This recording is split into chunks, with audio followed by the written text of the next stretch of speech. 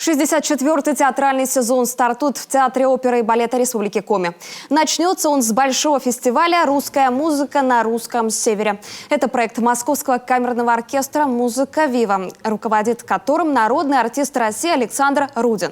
Зрители увидят и услышат программы из произведений русских композиторов 3 столетий. Участниками фестиваля станут солисты театра, оперы и балета, а также лучшие учащиеся колледжа культуры.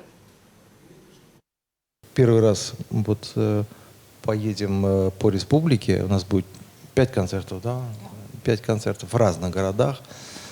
И хотя расстояния большие, так сказать, на дорогу уйдет много времени, но я лично с большим интересом жду этих встреч, этих концертов, потому что, так как мы все хорошо знаем, часто бывает, что в отдаленных каких-то районах страны вообще встречаются, может быть, самые благодарные слушатели.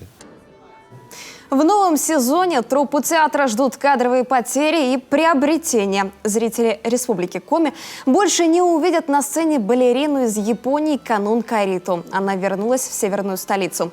На ее место пришли 5 артистов балета, 2 студенты гимназии искусств. Обновился и дирижерский состав. Для работы в наш театр приехал дирижер Никон Радюков. Ранее он работал в Хабаровском симфоническом оркестре.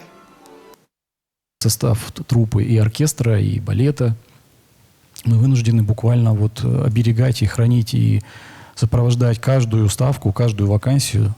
У нас не бывает, в творческих цехах абсолютно никогда не бывает вакансий. Если она появляется, это происходит, это большая трагедия для всех, происходит это крайне редко, да, и эта вакансия моментально сразу же заполняется.